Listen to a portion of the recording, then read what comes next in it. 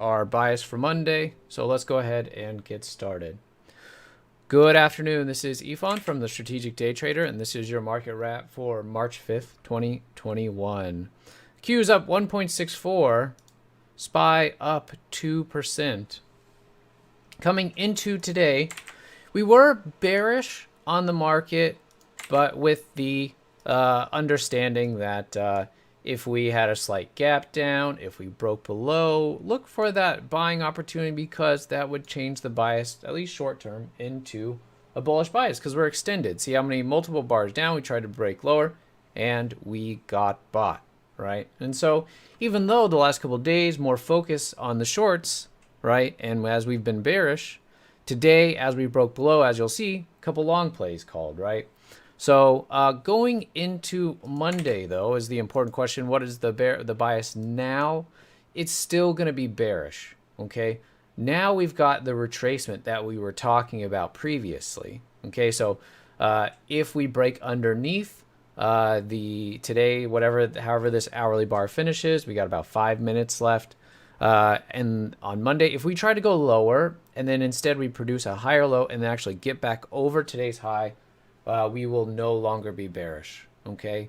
Otherwise, anything underneath today's high, however we open on Monday underneath today's high, whether it's a gap down or flat, then we will remain bearish, okay? Until this hourly downtrend ends, okay? I'm going to remain bearish, okay? So once the hourly downtrend ends, then we'll be neutral and then see what kind of time frame resolution we get, because as we start to move up, you can see that the daily now on the Qs is damaged, right? Now we still have the weekly and the monthly in a interesting spot here. Here's the weekly interesting spot here.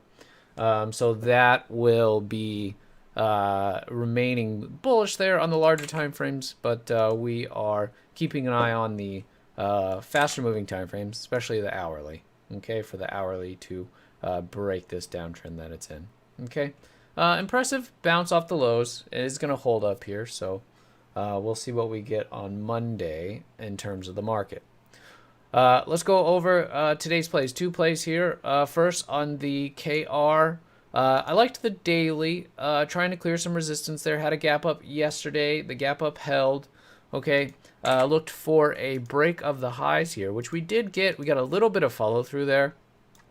Okay, we played it as it broke. We're using like a, what was it, 22, about a 30-cent stop. We got about 11 cents a follow through, so that's not going to be enough, right? That's not enough for a target.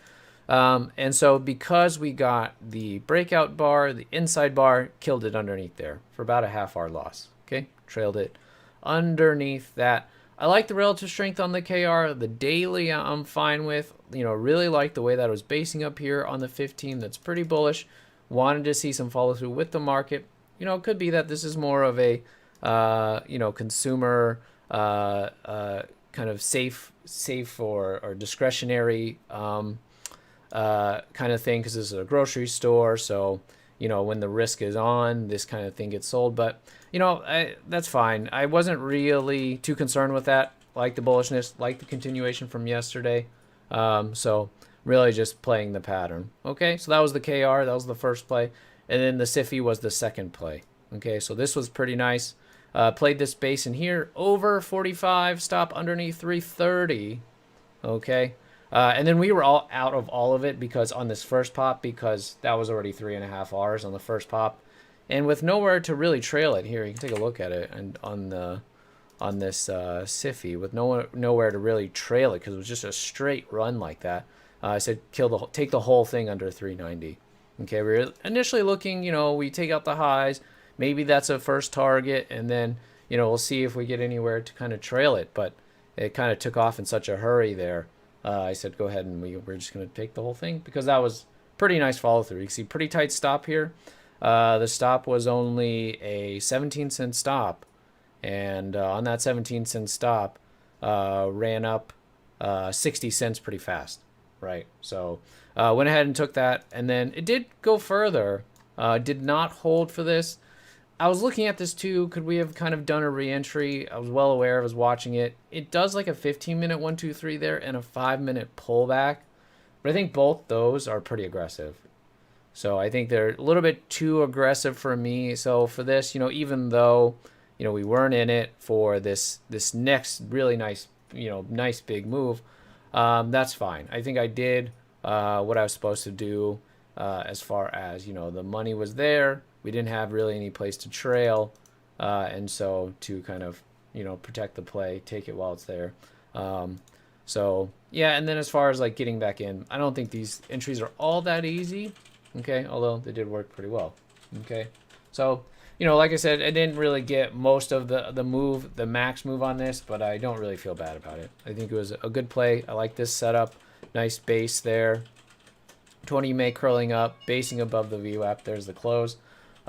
So like it, and then not a bad gap up either, right? Gapping over a couple red bars there, clearing some immediate resistance.